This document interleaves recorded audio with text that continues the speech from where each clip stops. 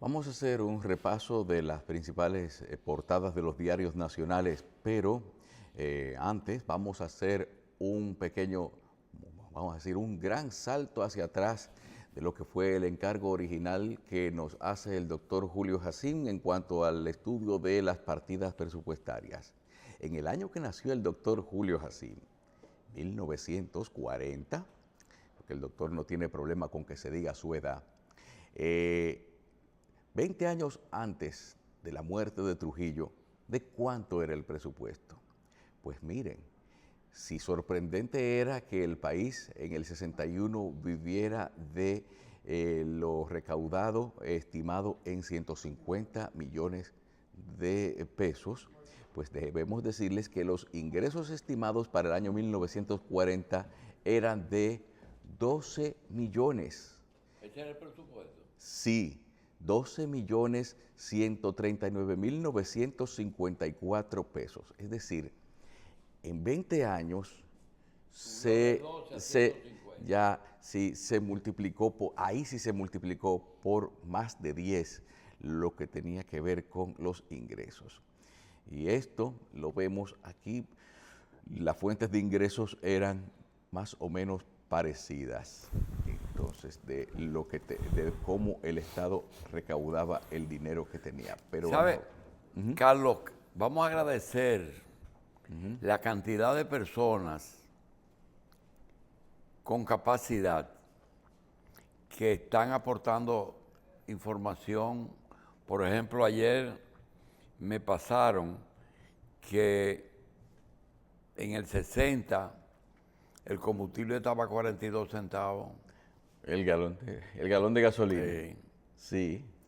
Y entonces uno va recaudando todas esas cosas para ver cómo. Entonces, era 12 millones en el 40. En el 40 eran 12 millones. Y en el 61 era 10 veces más. 10, ya era 10 veces más. Sí. Ciento, Que habría que hacer un comparativo de cuáles, porque fue que realmente uno se pone a ver y las partidas por las cuales se conseguía el dinero eran prácticamente las mismas. Siempre. Lo que iban aumentando eran los volúmenes. No, lo que pasa es. No era que aumentaban los impuestos, sino la cantidad de volúmenes. Por ejemplo, las exportaciones fueron subiendo, los impuestos, se consumía más alcohol y más combustible, y por eso... Sí, pero hay un dato que en un momento, yo no tengo la fecha exacta, en que, por ejemplo, las exportaciones tenían impuestos y después tenían incentivos, es decir, se dejó de cobrar impuestos a las exportaciones para incentivarlas. Pero por otra parte, la mayor cantidad de recaudación estaba en la aduana. Sí. Y después se creó el impuesto sobre la renta. Mire, el primer renglón de recaudaciones era la aduana, con derechos de puertos, alcohol, gasolina, o sea, lo que se cobraba cuando las cosas entraban al país. No teníamos refinería, entonces el impuesto a la gasolina del 40 eran 200,000 pesos. Y hay una constante, Carlos. Los vicios y los lujos siempre estuvieron grabados. Esa es la primera. Por ejemplo, alcohol, cigarrillo, juego. Sí. Eso siempre era. La lotería era el principal uno de los principales contribuyentes, lo vemos aquí. No, la lotería, como era del Estado, tenía, no era un impuesto, ¿no? Mira, era realmente, la lotería aportaba los beneficios. Aportaba sus beneficios. Por ejemplo, en el 40, ¿qué era lo que más? El impuesto al cigarrillo eran 455,000 pesos, o sea, de los 12 millones, había casi la mitad, que era nada más de cigarrillo. 60,000 pesos de la cerveza, 380,000 pesos del alcohol, 130,000 pesos era el impuesto a los fósforos. A los fósforos, señores. Sí, a las melazas, 230,000 pesos. Y después, el impuesto al azúcar, el impuesto por la azúcar, 90,000 pesos. 900,000 pesos. También se importaba arroz con y sin cáscara. Y eso era el impuesto para la importación de ruedas, 175,000 pesos, lo que se esperaba, lo que se recaudaba con eso. Las patentes también, doctor, era también 350,000, 290,000, 100,000. Las licencias de tránsito por carreteras, 190,000 pesos. De inmigración, 150,000. Ajá, así.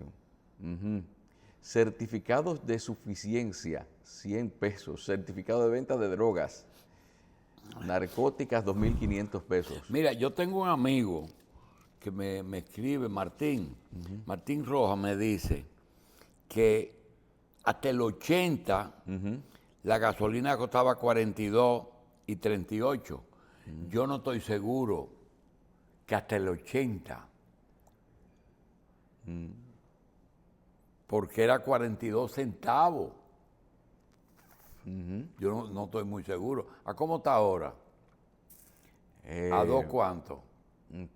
Ya está a 280 y de Pero 290. no a 2 pesos, No. no a 3 pesos, a 300. 293 pesos. Casi a 300 pesos. Casi a 300 pesos, sí. Entonces, bueno, el problema es que hay muchos factores. Por ejemplo, ¿cuánto tiene la gasolina de impuesto? Dentro, Dicen que casi 200 pesos por cada galón. Eso es pero para también hay componente otra de impuesto. cosa. Cuando llegan los incentivos, tú tienes que cada vez que hay necesidad de crear impuestos, de una vez focalizan en dos cosas. Lo primero es los vicios.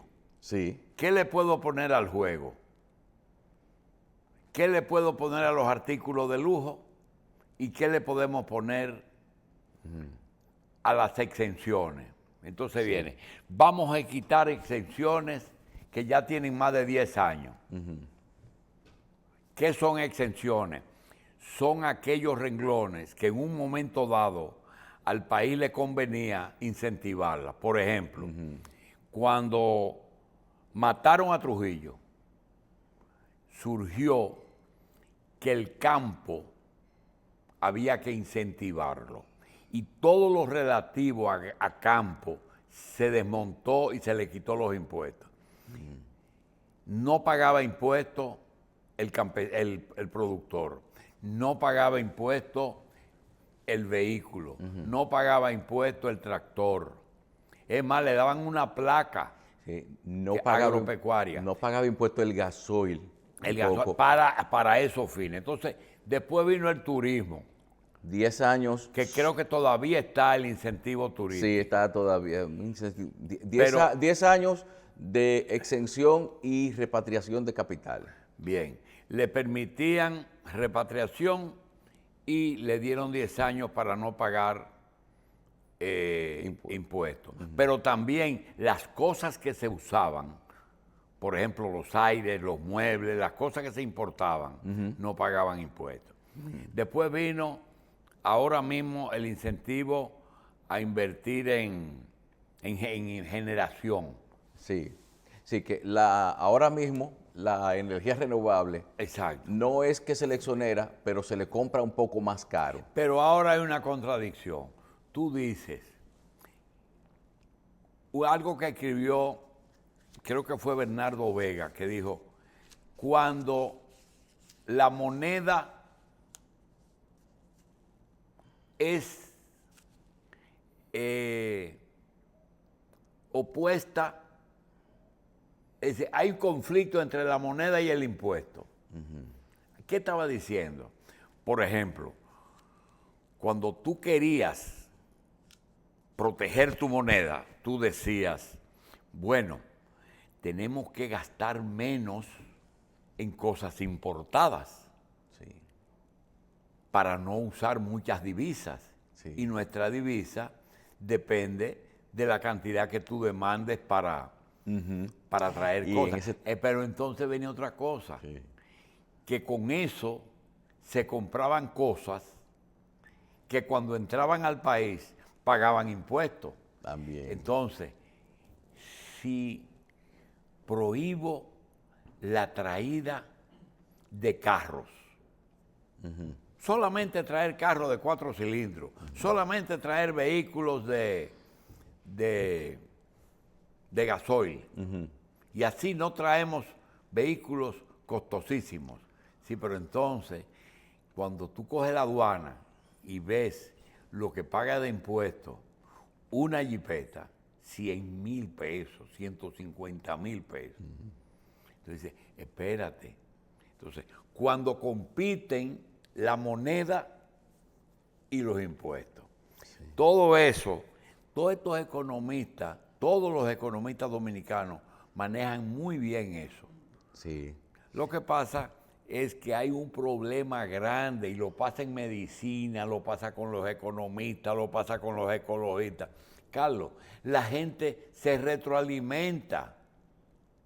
Van a los medios de comunicación y en vez de decir, como decía el primer libro de alfabetización, yo juego con la bola. Yo juego con el trompo. Palabra principal de la frase, yo juego. El verbo. Y ellos tienen necesariamente que bajar el nivel para que la gente entienda cuál es el problema de los gobiernos y qué hacen los gobiernos. Porque dicen, yo no voy a pagar impuestos para que se los roben los... Sí, pero a veces no se los roban. Ahorita me estaba diciendo Abelino y Melvin son de los asistentes de aquí, que son tan analistas como cualquiera. Le dice, pero ¿cuál es el problema del metro? ¿Cuál es el plan original del metro? Entonces, yo le estaba diciendo, el plan original del metro no es político. Por eso tú ves Económico, que el metro lo hizo Leonel, lo hizo Danilo, lo hace Luis y lo va a hacer el que venga en el 28 después de Luis. ¿Por qué? Porque hay cosas que son del país. Sí. El metro es eléctrico y transportar a todas esas personas en un sistema de combustión de combustibles fósiles, de autobuses y carros, no eso es un costo en divisas también. El de Intran o el del que sea, o el mismo de Andino Peña, él no tiene que meterse en un convento como está ahora. Él puede venir y decir, mira, originalmente el plan principal de el metro era un metro ferrocarril, es decir, a veces subterráneo y a veces por la superficie, desde Montecristi, que atraviese la isla entera, con 2 o 3 T. Montecristi, Punta Cana, con una T para Puerto Plata y otra para el puerto de Jaina. Y se acabó el problema, pero que lo digan. ¿Y qué tipo de tren? Un tren mixto de pasajeros y de carga. De manera que tú no tengas el costo que tienen cientos de vehículos pesados. Nosotros hemos visto en Romana, cuando tú vas al juego de béisbol, por el right field se puede visualizar el tren del Central Romana. Sí. Y yo te digo una cosa, tú te puedes pasar hasta 2 o 3 minutos viendo pasar los vagones con lo que por quiere la calle, decir sí. que pueden haber 20, 30, 40, 50 vagones. Y esos son 20, 30, 50 camiones. Sí. Y quizás, yo te entiendo que un vagón puede cargar más peso que un camión mediano. Sí, pero ahora que nos metimos en el transporte, doctor, entonces tenga pendiente que las dificultades, que eso es tan viejo como la historia del país, los conflictos de intereses en cuanto al transporte. ¿Quiénes fueron los que, de cierta manera, los principales enemigos de la ampliación ferroviaria que hizo Lilis aquí? Fueron los recueros, doctor, la gente que utilizaba, que tenía una recua de animales para transportar mercancías, que después se vieron desplazados por el Está asunto de eso bien, y también. ahora hay Siempre los y sindicalistas. ahora hay unos, ¿cómo se llama? Sindicalistas que tienen Sí, una recua de guagua. sí, Una recua de guagua. una recua de guagua. Antes eran recua de mulos y ahora es recua de guagua. ¿Tú crees? Mira los líos que hay solamente con las rutas alimentadoras. Aquí hay problemas. Ay, doctor. Solamente con las rutas alimentadoras. Aquí es tanto así que aquí hubo unas guaguas que se trajeron para ruta alimentadora, la estaban dejando ponerse vieja. Como se estaban dañando, se la pasaron a la onza. Y por cierto, ya yo no veo ninguna en la calle de esas guaguas más cortitas que se pusieron. Entonces eso es cuestión también de hacer valer la autoridad y la voluntad de resolver los asuntos. Porque es verdad que un tren resuelve muchas cosas, doctor. Vamos a una pausa.